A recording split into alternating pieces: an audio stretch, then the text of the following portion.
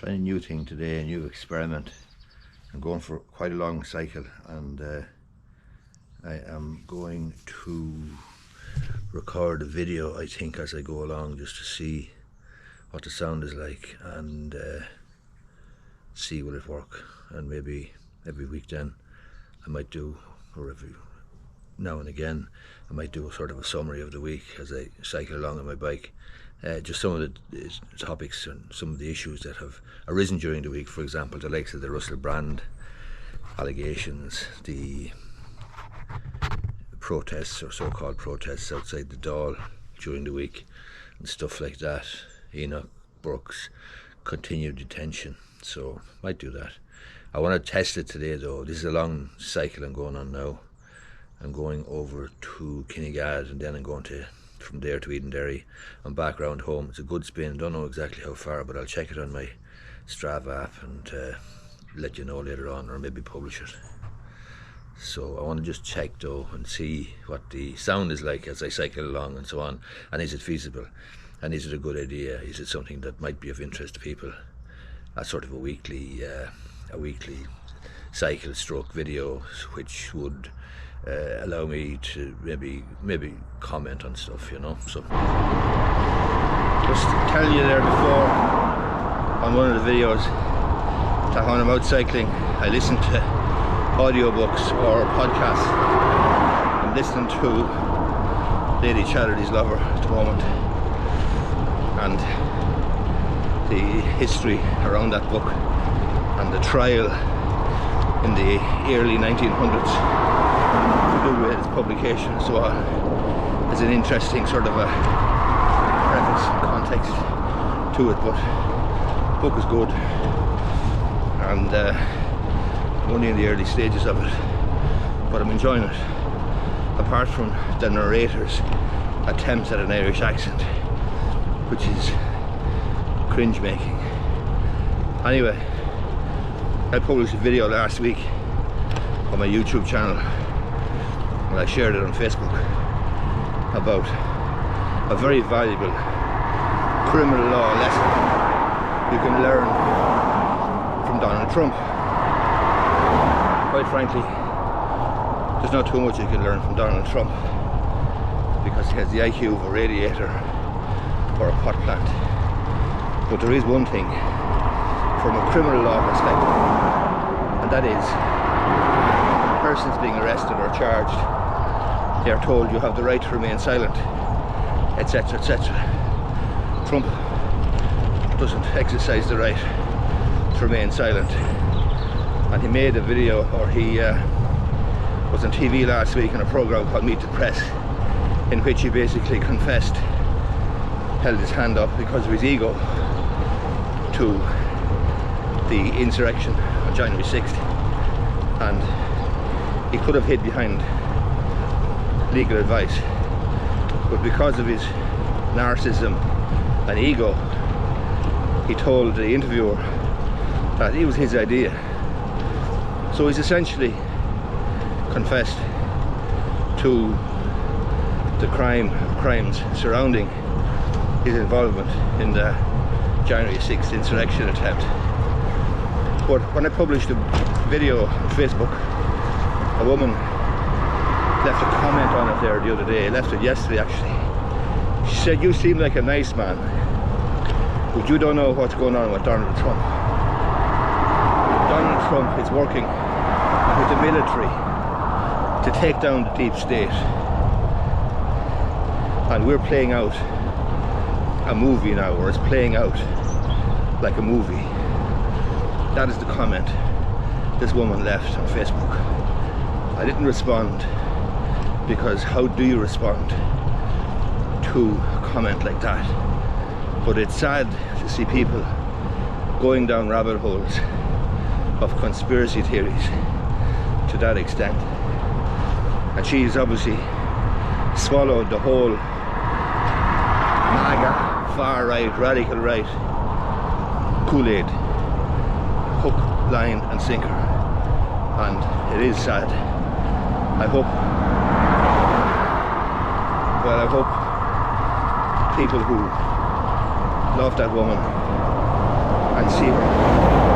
Comment on my Facebook page if they see it. Might have a word with her and have a conversation. Coming into Clonard now, guy asked me there on TikTok during the week what did I think of Russell Brand being tried by the media, and I told him that I didn't agree with the inference in his question. In other words, he's not being tried by the media. There are allegations, serious allegations, and the media have published them. That's all. Brand is entitled to the presumption of innocence until he's charged with an offence and convicted. Otherwise, all you have is allegations.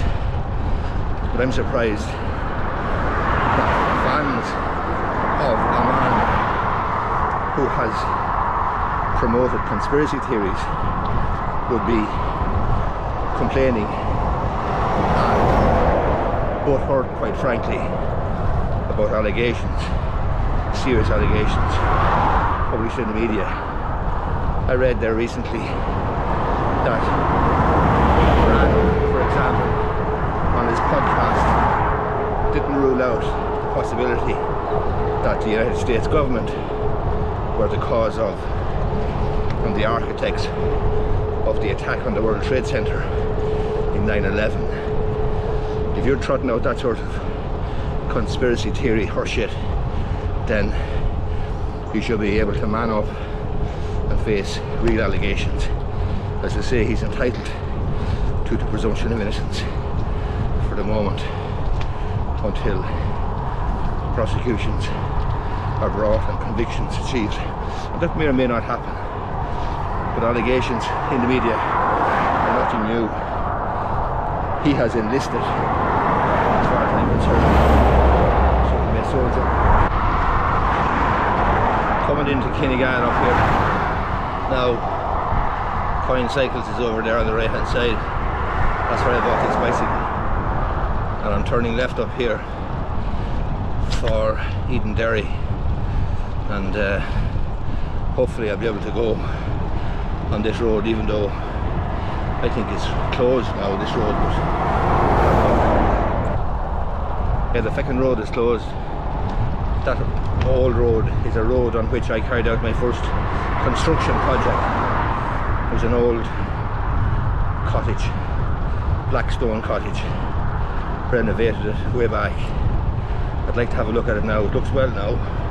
I made a few bob on it as well. That was my first construction project. I learnt a lot. I learnt as well not to buy sofas and fireplaces off lads coming in vans, because when you do, they'll come back in the van a week later and take back what they've sold you, and that was my experience. Anyway, we're going into Kinnegad now.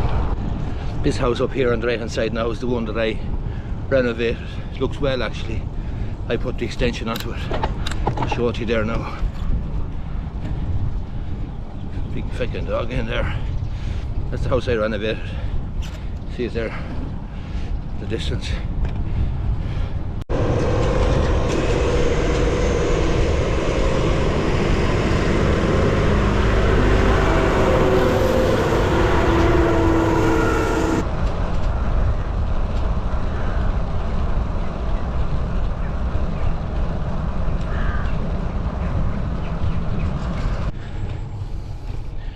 Rahan Woods is up here now on the right hand side. It's a nice spot for a walk. Lovely spot over here on the right. Good place to bring kids. Nice place for a walk. Rahan Woods, which is between, well, it's on the road from Kinnegad to Eden Derry. I'm not sure exactly what parish it's in. It could even be in Clougharinka parish. I've seen different addresses online when I search for the exact address, so I'm not sure whether it's in Kildare or Meath or Offaly. It's a good fucking hill, this. A right good hill. On the way into Eden Derry, about 4 kilometres, I think.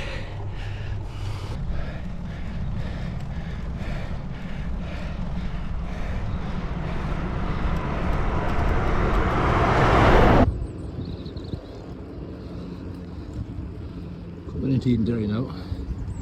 Still going strong enough anyway. My fucking GoPro's after freezing up there.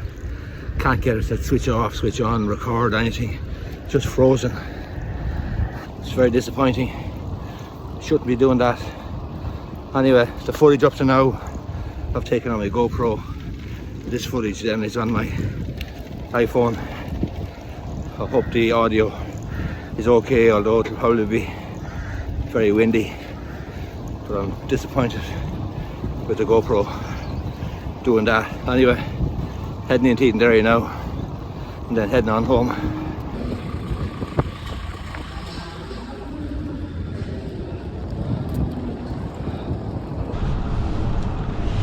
GoPro back working again, so I'm heading home between Edenderry and Broadford, just past Edenderry Golf Club and Highfield Golf Club. Highfield actually is up here someplace. I used to spend a lot of time years ago playing golf.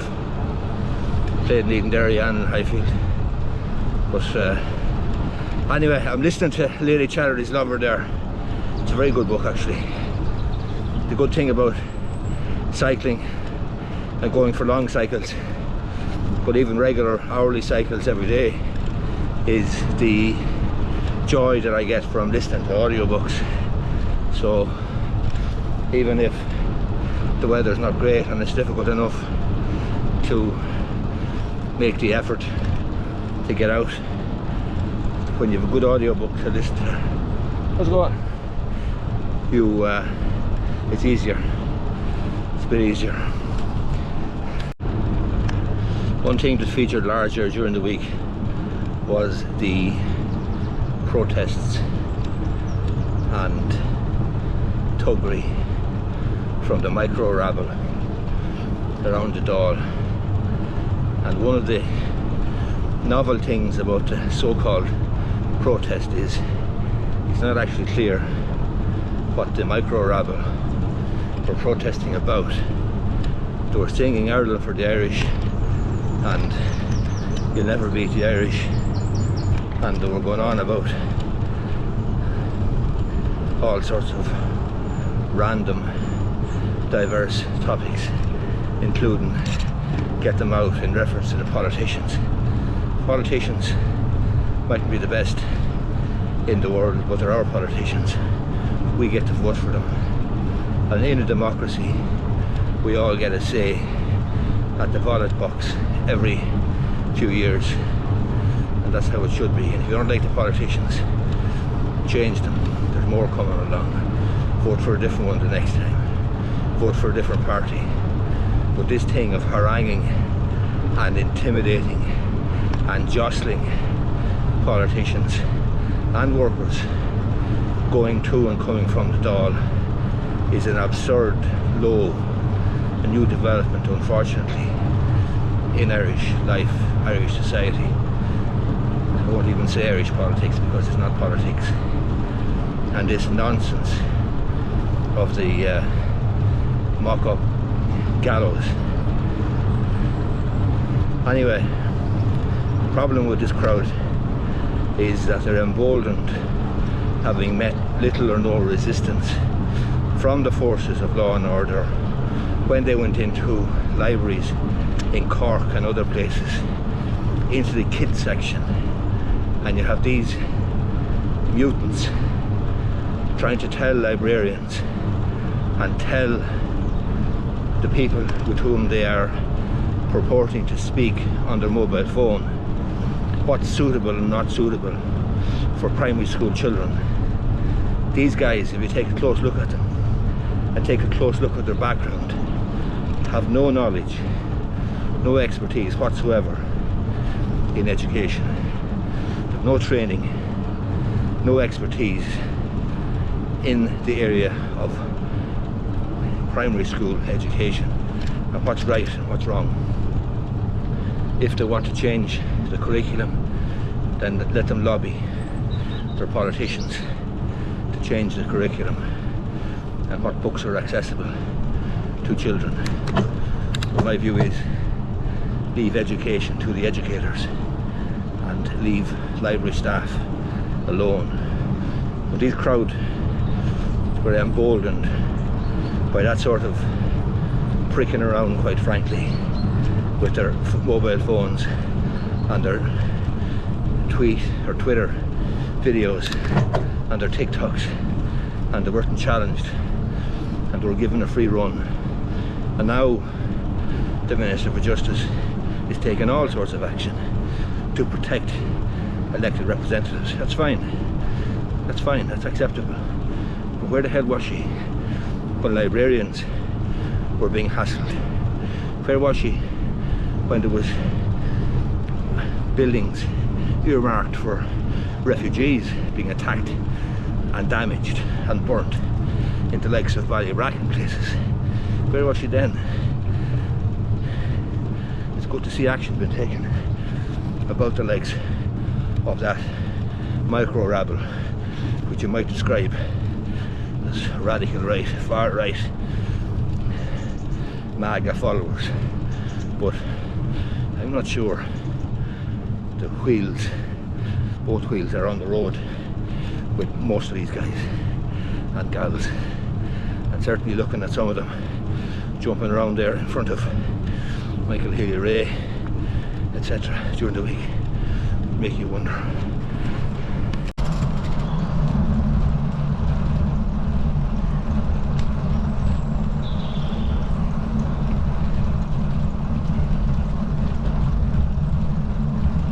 One other thing that caught my attention in the last week or 10 days was Seán Quinn's book launch.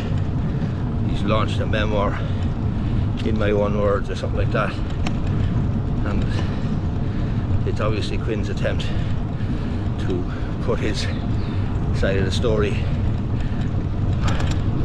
That's what he claims, but of course he had plenty of opportunity to put his side of the story over the last 10-15 years. He had the opportunity in the documentary series Quinn Country. He had the opportunity in the various court hearings involving his bankruptcy, his jailing, his putting beyond reach assets outside the jurisdiction, putting them beyond the reach of the receiver or liquidator. So he's had plenty of opportunity to put his story, put his side of the story, put his side of his version of events. And now he's making another stab at it. And he's making an utter balls at that too, because he was on News Talk there last week and he told the interviewer that there were individuals more suitable for action, shall we say, in inverted commas, than Kevin Lunny, which gave rise to the Gardaí calling to the station to interview Newstalk staff and to see precisely what Quinn had said in relation to the more appropriate individuals. Again, my view, for what it's worth, and I've published a video on my YouTube channel about it called the Quinn Country Documentary or Review or something like that. Have a look at it. My view is that he bet the farm and he lost. That happens, shit happens, and you can choose to spend the rest of your life pretending that didn't happen and making up a bloody story and whinging and crying, or you can just accept it and do something else.